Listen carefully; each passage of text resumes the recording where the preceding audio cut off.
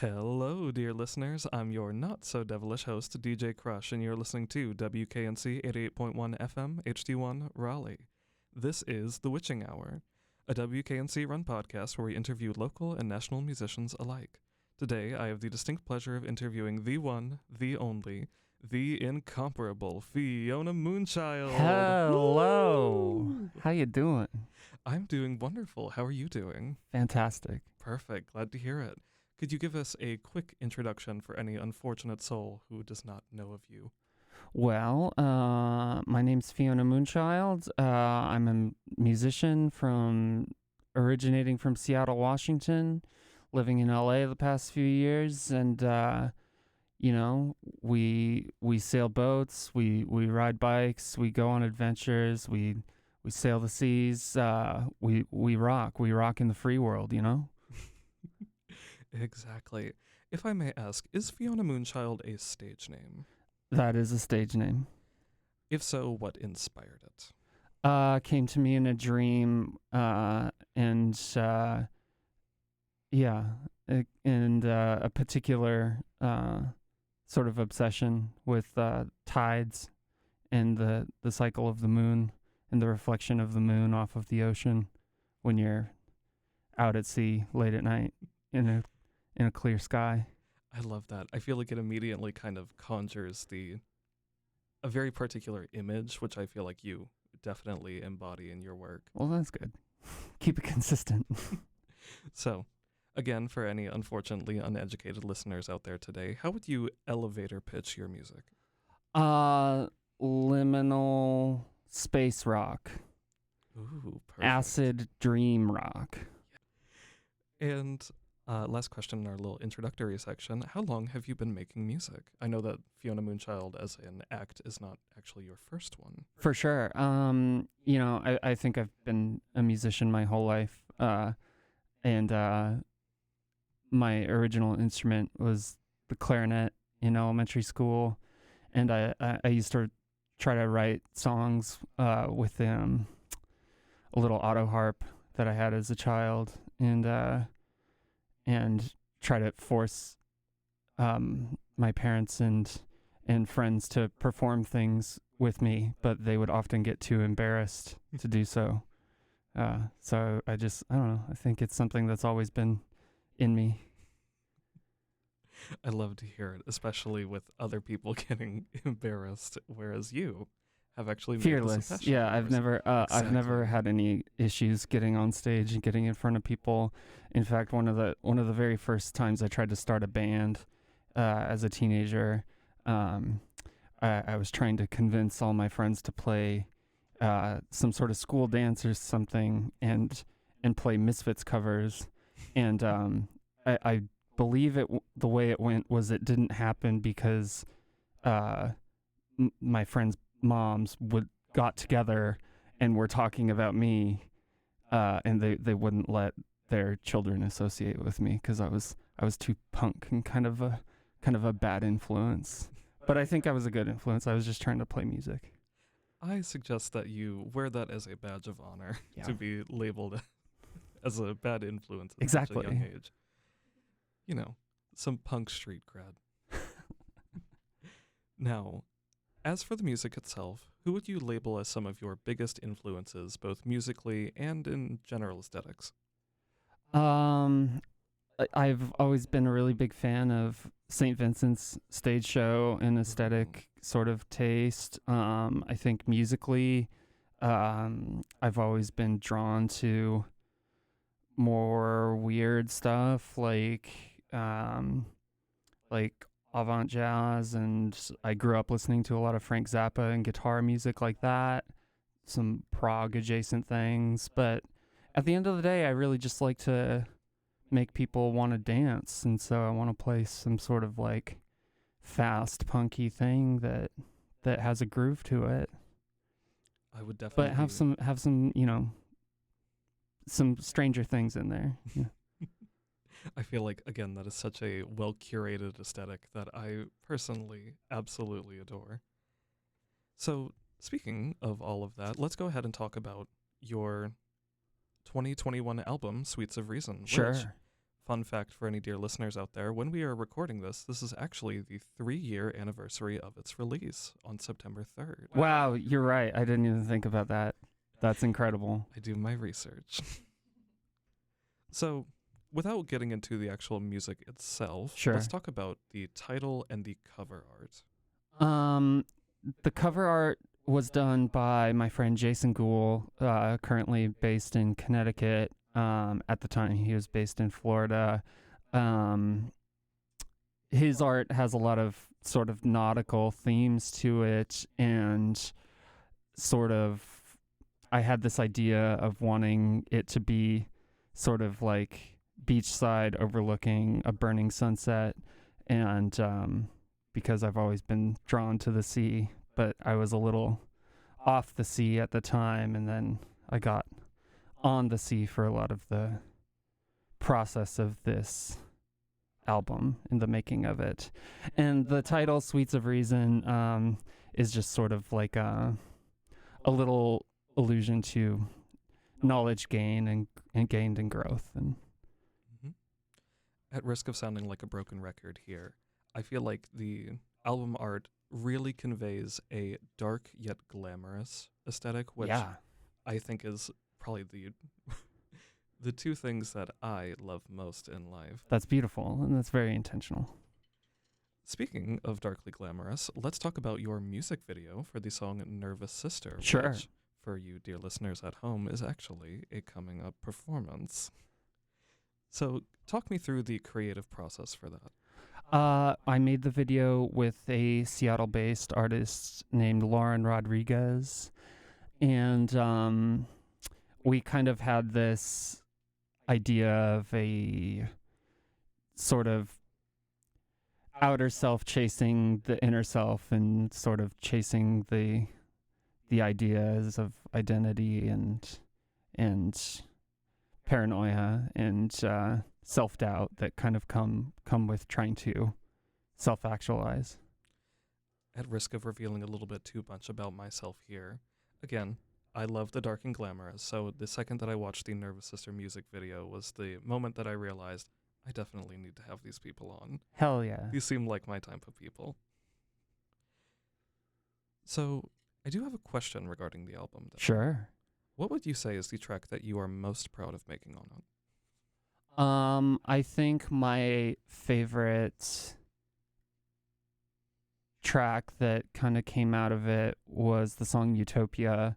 That riff and some key parts of it can kind of be traced back to a very long time ago, and definitely a past form of myself that was written with a friend of mine who had passed, and I felt very, very proud to finally be able to finish it and find like a completed form for it to be out into the world to kind of keep him alive in some sort of way.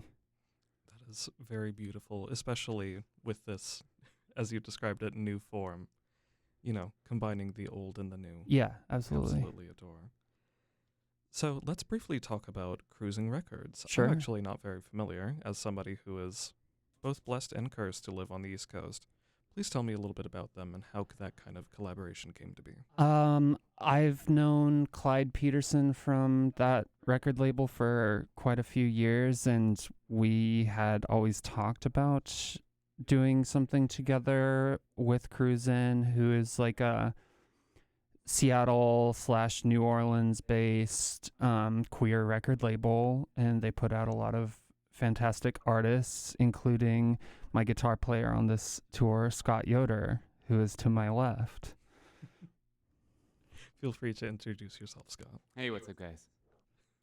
The incomparable Scott Yoder. That's me. So, again, at risk of overstepping, are there any future projects that we can look forward to? Yeah, I think my second record is going to feature a lot more like orchestral orchestration and a clarinet, bass clarinet, and horns. It is hard to put into words how excited I am for an Cool. orchestral I am too. instrumentation. It's sort of nebulous in my brain right now, but it's forming. Just know that I am eagerly looking forward to it. Fantastic. Now, as a brief little intermission, I'm going to go ahead and introduce our very first song of the evening. This is Abstract Flight. Make a choice. Leave behind all of your belongings you no longer need. The line to the past has become severed, has become untethered, has become untied. I will shine, burn so bright, reach out from inside to carry my body marvelous sight and through the door on abstract flight.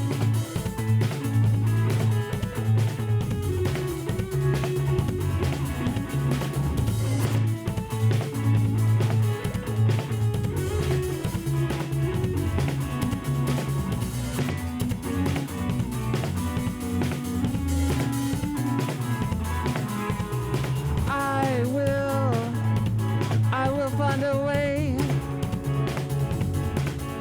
to leap across the vast void with compassion and love. I will shine, burn so bright, reach out from inside to carry my body marvelous sight and through the door of intent. Stalker, river, dreamer, sorcerer, shadow, self, the night, the breath, your inventory of intent. I will shine, burn so bright, reach out from inside to carry my body marvelous sight and through the door on abstract flight.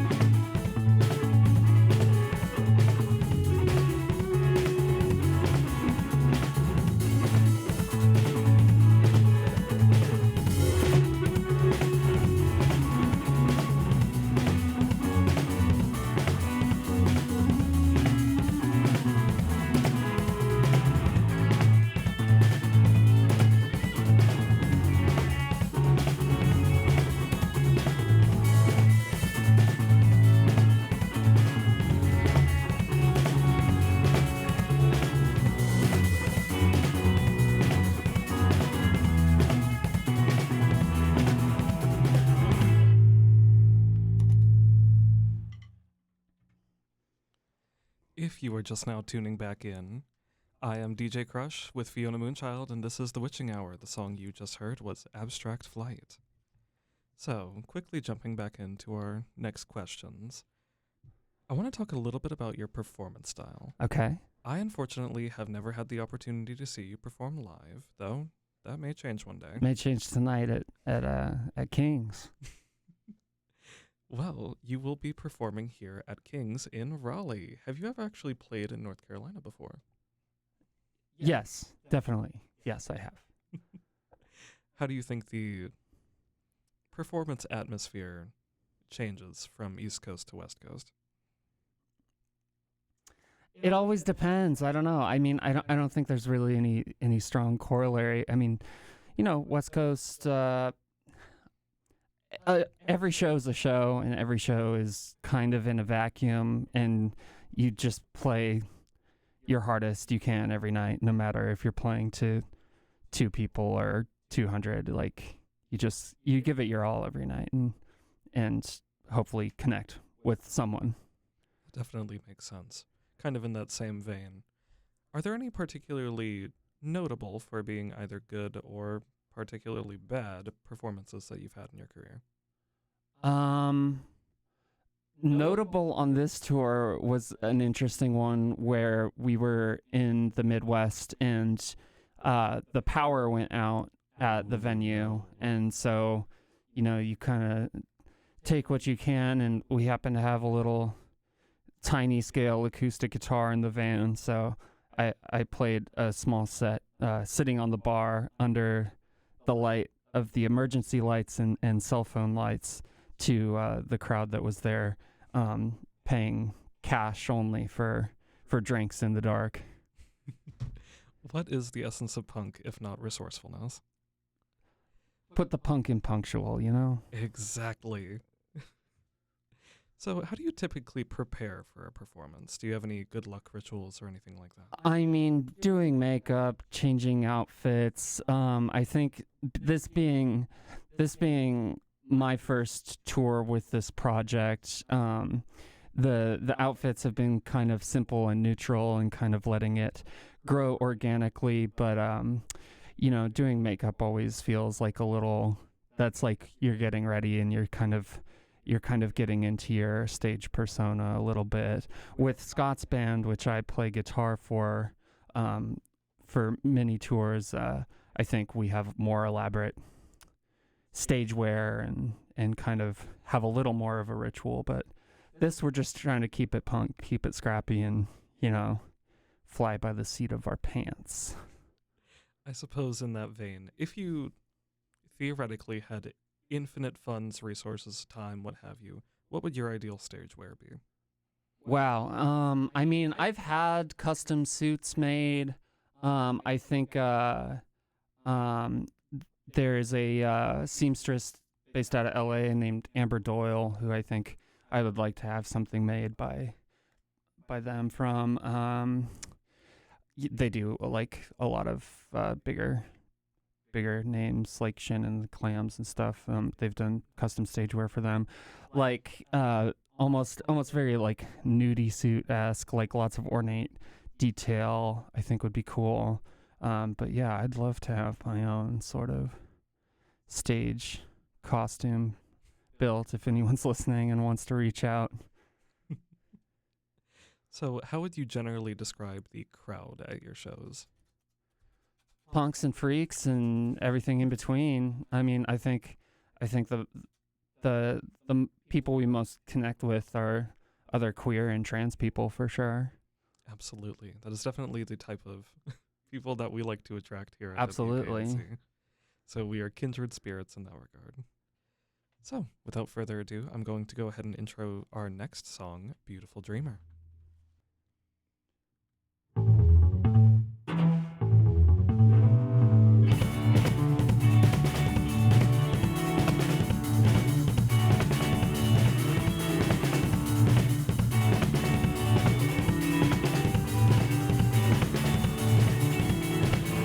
Manufactured images of streetlights and taxi cabs, warm nights and warm jets, all of your friends and then one less. Stu, you know you are a beautiful dude. You know you are a beautiful dreamer.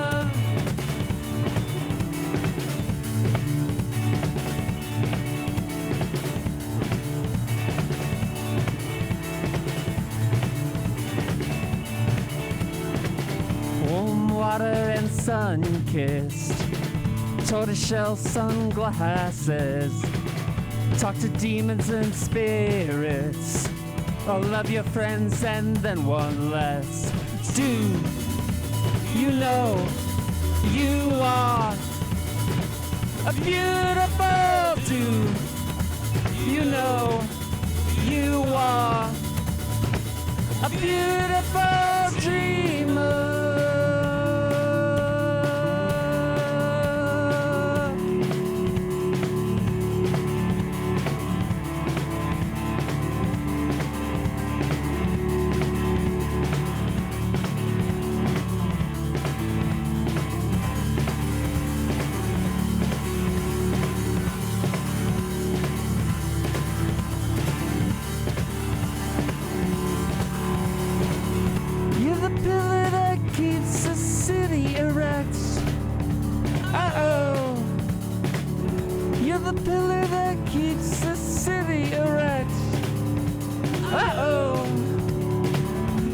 the pillar that keeps the city erect. You're the pillar that keeps the city erect.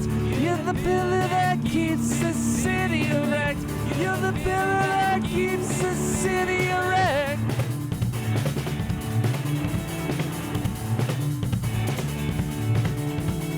Do you know you are?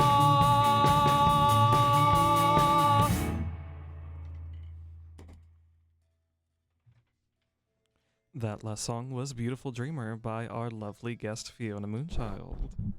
Hello. Again, jumping right back into the questions. Let's talk about your journey. So, as you mentioned, That can mean a lot of different things. So let's see where this goes. your musical journey. Okay. Though, if you want to get into anything personal, that is up to you. So, you mentioned as a child you've always had a knack for performing. Sure. How do you think that kind of manifested for you? How? Yes. I really couldn't tell you. I think it's just something people are drawn to doing, like making art. It can be sometimes an affliction, sometimes it can be like just a blessing. But you know, like I think it's just something people are compelled to do. Absolutely. So, you started out in Seattle, am I correct? Yes. Yeah. How do you think the music scene in Seattle kind of differs from elsewhere you've been? From my experience, it's always kind of had peaks and valleys. It kind of little scenes pop up, and I mean, this is probably something that happens everywhere, but you know, like things kind of pop up and then they fizzle out and people move and bands come and go and you just kind of try to keep building up whatever scene you can to support other artists and keep creating. Absolutely. You've also moved now to LA, correct? Yeah, I'm a little more floaty than that. I don't really live anywhere right now, but Makes sense. yeah. But for the last 5 years or so, I've been living in Southern California. What inspired the move? Sort of the pandemic. At the beginning of that, my bass player Spur and I moved down to Southern California, and we lived in trailers in the mountains, and then someone gave me a sailboat, so I actually returned back to Washington, and then sailed a sailboat back down to Southern California, where we were then located. And sort of in that interim time is when I finished tracking vocals and mixing the record. Wonderful. I knew that you had an affinity for water, but I didn't know that it extended to that. Yeah. So I read, I guess, on the North Carolina Nardwuar aspect of things, I read that you were the recipient of the Crybaby Studios musician grant. That's correct, and that's sort of how the initial tracking of this record came and started to formulate. And so that began January 1st of 2020, and I had control of the studio by myself for 3 months, and I was really just like in a basement studio working on creating this and getting it out into the world. It had become fully formulated in my head and was ready to be birthed, and so I was really just like zoned out down there and barely had any recognition that the world was completely falling apart on the outside. I was about to say that is a very unfortunate time to be given the grant. Yeah, it was a little strange, and it got cut short, and I wasn't able to finish tracking the vocals until later in the year. But yeah, it went from sort of already being isolated to being isolated in a different way. So I don't know. Yeah. That makes sense. How do you think that again, at risk of being gauche, how do you think the pandemic influenced the final product of the album? I'm not really sure because it was all fully formulated before that. So I mean, other than the delay of it and sort of how the release of it happened and having setbacks in wanting to initially do a tour right when the album came out in 2021, then that being completely canceled due to Delta variant. So now here we are in 2024, finally giving this record its proper due and its proper cycle and getting to go perform it in front of people. Mm-hmm. Speaking of this current tour that you're on, how did this tour come to be? Well, I think Scott and I were sitting in the tour van earlier this year, talking somewhere in the middle of nowhere, and he proposed booking a tour for me, and this is how it was formulated. It's always wonderful to see the fruits of so many years finally coming together. Definitely. Couldn't do it without my band. Wonderful. So, again, without further ado, I'm going to introduce our next song, a personal favorite of mine from the record, Nervous Sister.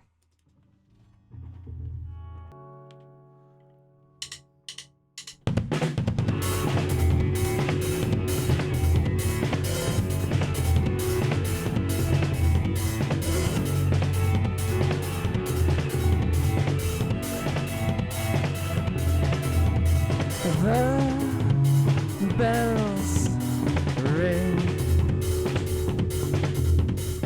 the wind screams, on a hill matches flickering. You are my nervous sister.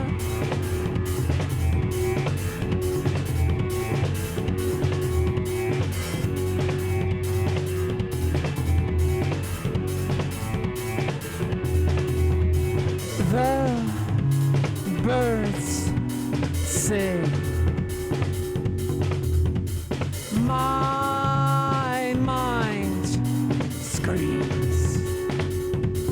Will I ever get to sleep?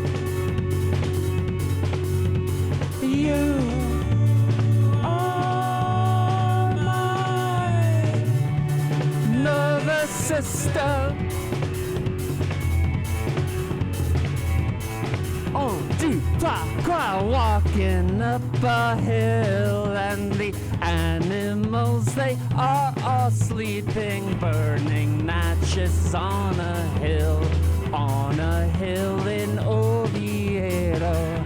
It is you, my friend, it is you yourself, who are sticky. Mother sure look after me through this green cloud jelly feeling.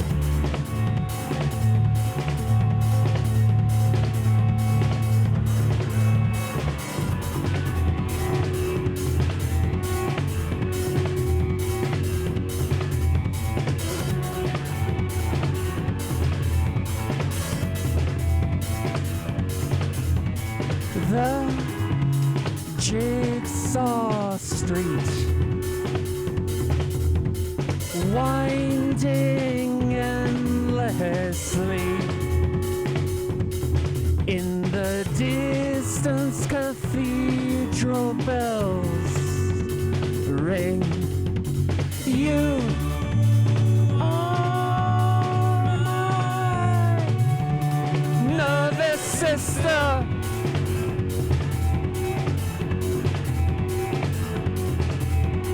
You are my nervous sister.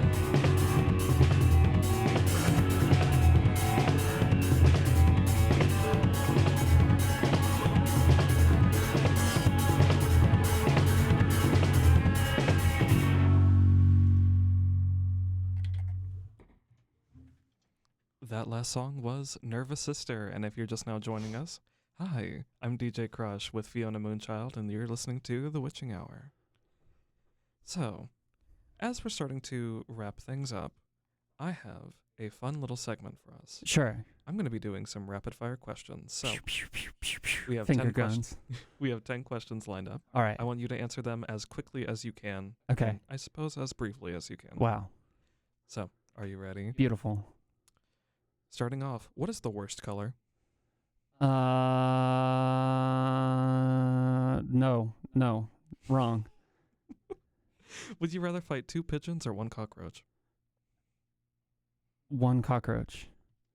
If you had the power to renew any canceled series, what would it be? Oh.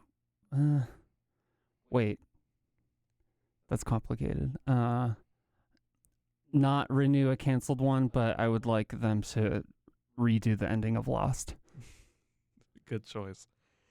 Would you rather go to a bar that only serves room temperature drinks or only plays Nickelback? Only plays Nickelback. Good choice. What is your favorite word? No bad words. Or, I mean, there's some bad words, but what's my favorite one? I don't know. Would you rather have a mullet for a year or be bald for 6 months? I've had a mullet for most of my life. Perfect. How do you think Bluetooth works? Magnets, how do they work? What is your dream collaboration? There are too many to list. Favorite season? Summer.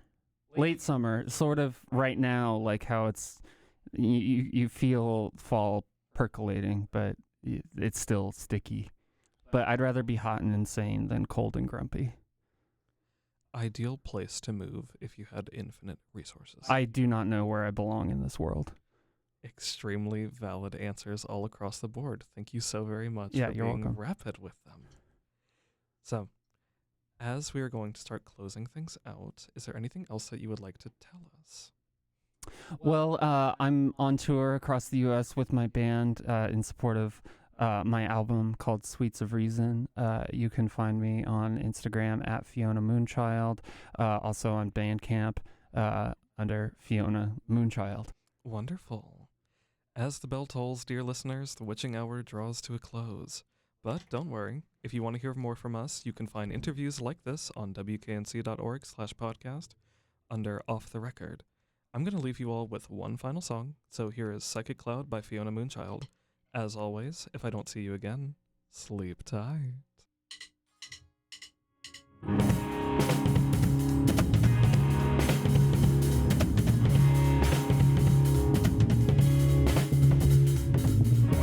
A psychic cloud looms gray and cold.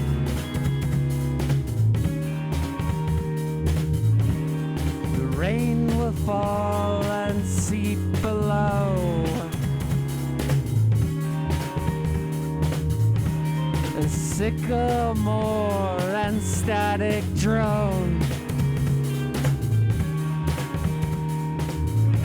Up from the soil, dysphoria grows. So high, so high, and afloat toward home. So low, so low, and I crawl back home as thunder rolls. A sap like blood, it's gonna flow from branches broken in a storm. The roots are dead, no longer hold. Cut it out and light will glow. So high, so high, and I float toward home. So low,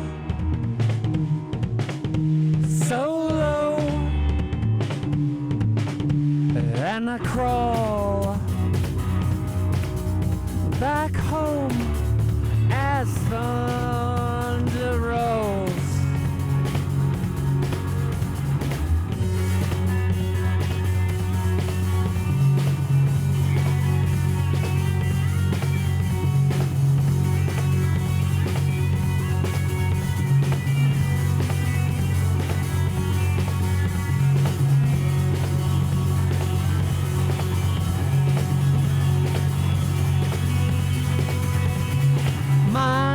To control or nothing at all.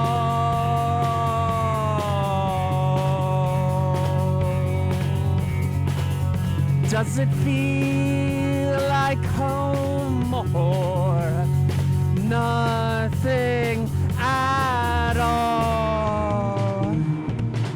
So high, and I float toward home. So low,